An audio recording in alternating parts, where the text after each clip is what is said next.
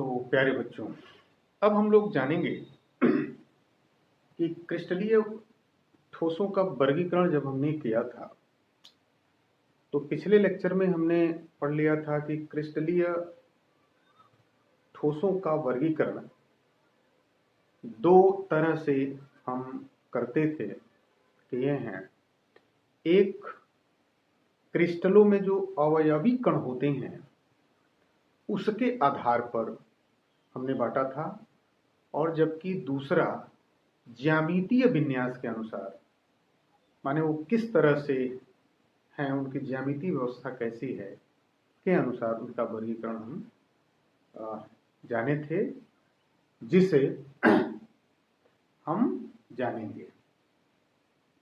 तो अवयवीय कणों के आधार पर हमने क्रिस्टलीय ठोसों का वर्गीकरण पढ़ा है। अब हम जानेंगे उनके ज्यामितीय विन्यास के अनुसार क्रिस्टलों का वर्गीकरण कैसे होता है। तो बच्चों, जब ज्यामितीय विन्यास के अनुसार हम क्रिस्टलीय ठोसों का वर्गीकरण करते हैं तो यह 7 समुदायों में देखने को मिलता है। मतलब क्रिस्टल के ज्यामितीय स्वरूप के आधार पर हम इन्हें 7 समुदायों में बांट सकते हैं। इन 7 समुदायों में पहला जो होता है उसे हम लोग कहते हैं क्यूबिक या घनीय। क्यूबिक या घनीय। और यह जो क्यूब है, माने जो घन है, ठीक है ना, इसमें जो उसकी अक्षीय दूरी आपको याद होना चाहिए। एकक कोष्ठिका के पैरामीटर में हमने बताया है कि किसी भी क्रिस्टल जालक को समझने के लिए हम उसके एकक कोष्ठिका को उसके पैरामीटर से हम जानते हैं। तो उस पैरामीटर के द्वारा हमने यह सीखा है कि एक कोष्ठिका के अक्षांश दूरी, यानी कि उनके एक्सिसों के दूरी को हमने ए से, बी से, सी से इंडिकेट किया था, जबकि उनके बीच कोणों को हमने अल्फा, बीटा, गामा बोला था। यानी कुल 6 पैरामीटर्स हमने वहां पे देखे थे। तो जब हम यहाँ ज्यामिति की बात करते हैं तो ज्यामिति में मैंने बताया कि इन्हें 7 समुदायों में बांटा गया है, जिसमें पहला होता है घनीय। तो घनीय में जो एक कोष्ठिका के पैरामीटर के 6 भाग होते हैं जिसके आधार पर हम बांटते हैं, उनमें जो उनकी अक्षीय दूरी होती है, अक्षीय दूरी माने हमने इसको दिखाया है, त्रिविम में अंतरिक्ष को 3 एक्सिस में बांटा जाता है, X axis, Y axis, Z axis. यानी कि ठीक है, त्रिविम में हम लोग एक्स को डिसाइड किए थे। ठीक है, त्रिविम में हमने एक्स को डिसाइड किया था, एक्स के द्वारा उसके क्रिस्टल जालक को हम सीख रहे थे या सीखे थे। तो हमने बोला था कि इसकी अक्षीय लंबाई a, इसकी b और इसकी c, ठीक है, और इसमें जो क्रिस्टलीय जालक यानी कि जो इनके अवयवी कण होते हैं वो नियमित और निश्चित स्थान पर व्यवस्थित होते थे, जिनके बीच कोण अल्फा, बीटा, गामा होते थे। तो कहने का मतलब ये ए, बी, सी यानी कि अक्षीय दूरी या लंबाई, ये घनीय में लगभग बराबर होते हैं, यानी a = b = c, और जबकि उनका कोण भी अल्फा, बीटा, गामा लगभग बराबर होते हैं, जो लगभग 90 अंश के आसपास होते हैं। खैर, इस पर हम लोग चर्चा करेंगे। फिलहाल हमें यहाँ यह जानना है कि क्रिस्टलीय ज्यामिति के अनुसार क्रिस्टलीय ठोसों का वर्गीकरण जब हम करते हैं तो उसे 7 समुदायों में हम बांट सकते हैं। पहलू कहते हैं घनीय। घनीय यानी कि जिसे क्यूब कहते हैं, ठीक है, इसकी लंबाई और एंगल दोनों सेम है। ठीक है, दूसरे को हम कहते हैं द्विसमलंबाक्ष। दूसरे को क्या बोलते हैं? द्विसमलंबाक्ष। इसमें क्या होता है कि इसमें द्वि माने दो, तो इसकी लंबाई बराबर देखने को मिलती है, यानी ए इज इक्वल टू बी, जबकि तीसरा वाला जो होता है इज नॉट इक्वल टू सी, माने वो बराबर नहीं होती है। ठीक है, जबकि इसमें एंगल को यदि देखें तो अल्फा बीटा गामा तीनों एंगल क्या होते हैं? सेम होते हैं। तो दूसरा द्विसमलंबाक्ष, जिसे हम लोग टेट्रागोनल भी कहते हैं, जबकि तीसरे को हम लोग बांट सकते हैं विषम लंबाक्ष में। तीसरा बटा होता है विषम लंबाक्ष में, और ये जो तीसरा जो होता है विषम लंबाक्ष, इसमें इनकी जो दूरियां यानी कि जो ये लंबाई होती है बिल्कुल भी सेम नहीं होती है। ठीक है, जबकि इनका एंगल बराबर हो सकता है। ठीक है, चौथे को हम लोग कहते हैं एकनताक्ष। चौथे को एकनताक्ष, पांचवें को षटकोणीय, छठे को त्रिसमनताक्ष और सातवें को त्रिनताक्ष बोला जाता है। ठीक है, तो हमने बताया ज्यामितीय विन्यास के अनुसार जब हम क्रिस्टलीय ठोसों का वर्गीकरण करते हैं तो इन्हें प्रायः 7 समुदायों में बांटते हैं। इन्हें कितने समुदायों में बांटा गया? 7 समुदाय में। पहले को हमने कहा क्यूबिक, नोट कर लेंगे। पहले को मैंने कहा घनीय, और घनीय को हम लोग क्यूब बोलते हैं, यानी कि पहला क्या होगा? क्यूब, घनीय। दूसरे को बोलते हैं द्विसम लंबाक्ष, द्विसम लंबाक्ष। ठीक है, द्विसम लंबाक्ष बोलते हैं। और तीसरे को विषम लंबाक्ष, विषम लंबाक्ष। और चौथे को हमने क्या बताया? तो चौथे को कहा एकनताक्ष। चौथा जो ज्यामिति इसकी होती एकनताक्ष। और पांचवे को हमने क्या बताया था? तो 5 को हम लोग करते हैं षटकोणीय, षटकोणीय।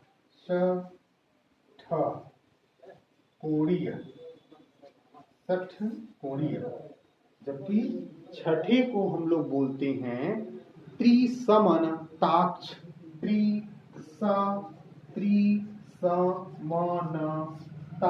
बोला जाता है, त्रिसमनताक्ष। जबकि सातवें को त्रिनताक्ष बोलते हैं। सातवें को क्या बोलते हैं? यहां लिख देते हैं त्रिनताक्ष, त्रिनताक्ष। तो इस तरह से ज्यामितीय विन्यास के अनुसार जब हम क्रिस्टल का वर्गीकरण करेंगे क्रिस्टलीय जालक का ठोसों में, तो वो 7 प्रकार की उनकी ज्यामिति हम देखेंगे। एक को कहेंगे घनीय, दूसरे को द्विसमलंबाक्ष, तीसरे को विषम लंबाक्ष, चौथे को एकनताक्ष, पांचवें को षटकोणीय, छठे को त्रिसमनताक्ष और सातवें को त्रिनताक्ष कहा जाएगा। ठीक है, तो कह सकते हैं कि क्रिस्टलों में कुल 7 प्रकार की अर्ध एकक कोशिकाएं पाई जाती हैं, कोष्ठिकाएं पाई जाती हैं। और इन जो 7 जो ये प्रकार हैं कि कोष्ठिकाएं हैं, यदि उनमें हम विभेद को जानें कि आखिर उनमें हम कैसे पहचानेंगे सातों को, तो हम उनके भीतर जो एकक कोष्ठिका के पैरामीटर में मैंने 6 बिंदु A, B, C 3 और उसके एंगल अक्षीय कोण यानी अल्फा बीटा गामा, इसके द्वारा, इन पैरामीटर के द्वारा उनके भीतर हम विभेद कर सकते हैं। ठीक है, तो हम यहाँ पे पहले को घनीय, दूसरे को द्विसमलंबाक्ष, तीसरे को विषम लंबाक्ष, चौथे को एकनताक्ष, षटकोणीय, त्रिसमनताक्ष और त्रिनताक्ष में हम बांट सकते हैं। सन 1800 1948 में एक ऑगस्ट ब्रेवेस रसायनज्ञ थे, जिन्होंने यह बताया कि कुल 14 प्रकार के विभिन्न एकक सेल होते हैं, जिन्हें ब्रेवेस जालक कहते हैं। यानी 1848 में ब्रेवेस ने कुल 14 प्रकार के जालक को बताया था, जिसे ब्रेवेस जालक कहा जाता है। ये जो जालक होते हैं, वो जालक हम क्रिस्टलों में कुल हमने देखा कि आधारभूत 7 प्रकार के उसके बेसिक यूनिट होते हैं, जो ये मैंने लिखा है।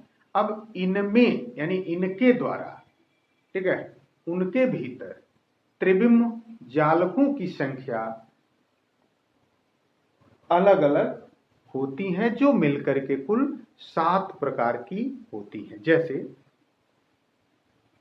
हमने ज्यामितीय विन्यास के अनुसार जब इसका वर्गीकरण किया तो ये लगभग 7 समूहों में बांटा गया।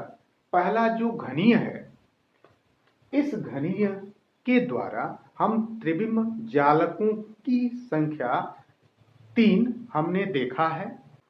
तो चलिए, हमने ब्रेवेस जालक को मैंने लिख दिया है, इसको देख लेते हैं।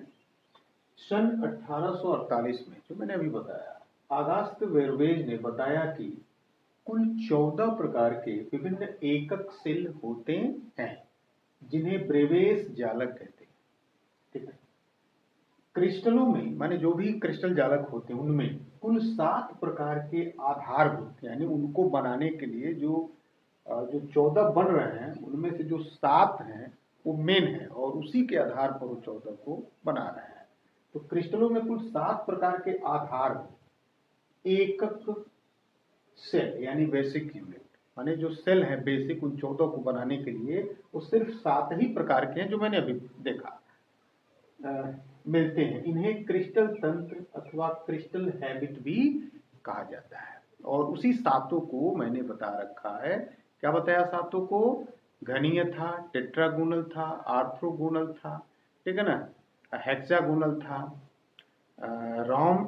रोम्बोहेड्रल था, ठीक है, ट्राइक्लिनिक था, क्लिनिक था। ये कुल मिला के 7 आधारभूत एकक होते हैं, और इनके आधार पर कितने कुल ब्रेवेस ने बनाए थे? तो 14 जालक बनाए थे, जिसे हम ब्रेवेस जालक कहते हैं। तो बच्चों, हम लोग जो 7 आधार एकक सेल को हमने देखा था, उसमें घनीय, द्विसमलंबाक्ष, विषम लंबाक्ष, एकनताक्ष, छठकोणीय, त्रिसमनताक्ष और त्रिनताक्ष थे। ब्रेवेस ने इन्हीं 7 के आधार पर को बेस मानकर इन्होंने 14 जालक बनाए थे। ठीक है। तो हमने इसको इसकी अक्षीय दूरी यानी ABC जो हम लोग माने थे, या पिछले लेक्चर में हम लोग पढ़ भी चुके हैं, या कोरों की लंबाई घनीय में हमेशा ये तीनों की दूरी A की, B की, C की इक्वल होती है। यानी घन चारों तरफ से उनकी जो लंबाई होगी कोरों की, वो बराबर होती है। यानी उसमें अक्षीय कोण अल्फा, बीटा, गामा सब 90 अंश के होते हैं। ठीक है। जबकि द्विसमलंबाक्ष में जो अक्षीय कोरों की लंबाई है, अक्षीय दूरी है, वो A तो B के बराबर है, पर B C के बराबर नहीं होता। माने 2 इसमें बराबर होते हैं। द्विसम माने 2 ठो बराबर है इनकी लंबाइयां, जबकि एक तीसरी बराबर नहीं होती। जबकि कोणों को देखें तो कोण इसमें अल्फा, बीटा, गामा तीनों 90 अंश के देखने को मिलते हैं।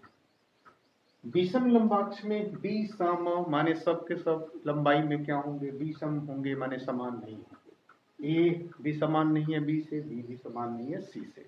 तो हम लोग A is not equal to B, B is not equal to C लिख दिए। जबकि इसमें कोणों की संख्या, कोण जो होते हैं वो सब के सब 90 अंश देखने को मिलते हैं। ये तो विषम है, लेकिन इनमें कोण 90 अंश होते हैं सबके, अल्फा के भी, बीटा के भी और गामा के। जबकि एकनताक्ष में वही सेम कंडीशन, यानी विषम लंबाक्ष की तरह A बराबर नहीं है B से लंबाई में और B बराबर नहीं है C के लंबाई में। जबकि जो एंगल होते हैं अल्फा के और गामा के बराबर तो होते हैं, माने 90 अंश होते हैं, जबकि बीटा के इसमें 90 अंश नहीं होता है। ठीक है, अधिक और कम हो सकता है, 90 अंश नहीं होता। Beta is not equal to 90 degree. जबकि षटकोणीय में इसमें दो ठो लंबाइयां तो समान है, A और B समान है, जबकि C इसमें समान नहीं होती। और यदि कोणों को देखा जाए तो इसमें कोण अल्फा और बीटा 90 डिग्री होती है, जबकि गामा इसमें 128 डिग्री होती है। ठीक है, अब त्रिसमताक्ष में A B C तीनों दूरियों में बराबर है, माने लंबाई इसकी क्या है, कोणों की बराबर होगी। जबकि अल्फा और बीटा और गामा ये तीनों is not equal to 90 degree के बराबर नहीं होंगे। जबकि त्रिनताक्ष जो सातवां इसमें है, एक क्रिस्टल निकाय, उसमें ये A B और C तीनों की लंबाइयां बराबर नहीं मिलती हैं। जबकि इनके कोणों को देखा जाए तो अल्फा बीटा दोनों, alpha is not equal to beta is not equal to gamma is equal to 90। Gamma 90 degree होता है पर ये नहीं होते हैं, माने अल्फा और बीटा नहीं होते हैं। तो ये तो हमने एक क्रिस्टल निकाय जो सातों को पढ़ा था, उसमें कोणों की लंबाई और अक्षीय कोण को देखा। अब इसमें इसके आधार पर जो ब्रेवेज ने बताया था कि 14 जालक, त्रिविम जालक प्राप्त किए जा सकते हैं या बनाए जा सकते हैं, तो वो देखते हैं घन के आधार पर, घनीय के आधार पर 3 त्रिविम जालक को बनाया जा सकता है। जबकि द्विसमलंबाक्ष में त्रिविम जालकों की संख्या 2 होती है और विषम लंबाक्ष में इसकी संख्या 4 होती है, एकनताक्ष में 2 होती है, षटकोणी में 1 होती है और इसमें त्रिसमताक्ष में 1 होगी और लास्ट में त्रिनताक्ष में 1 होगी। ये कुल की संख्या आप कुल यदि जोड़ते हो तो 3 2 5 4 9 और 10 11 12 13 14, तो कुल कितने जालक बन रहे हैं, 14।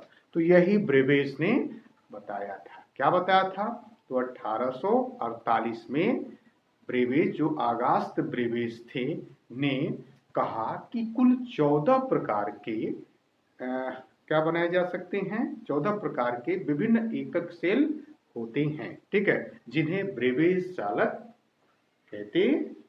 ठीक है, अब यहाँ पे इसका मैंने उदाहरण भी लिख दिया है, आप चाहें तो नोट कर सकते हैं।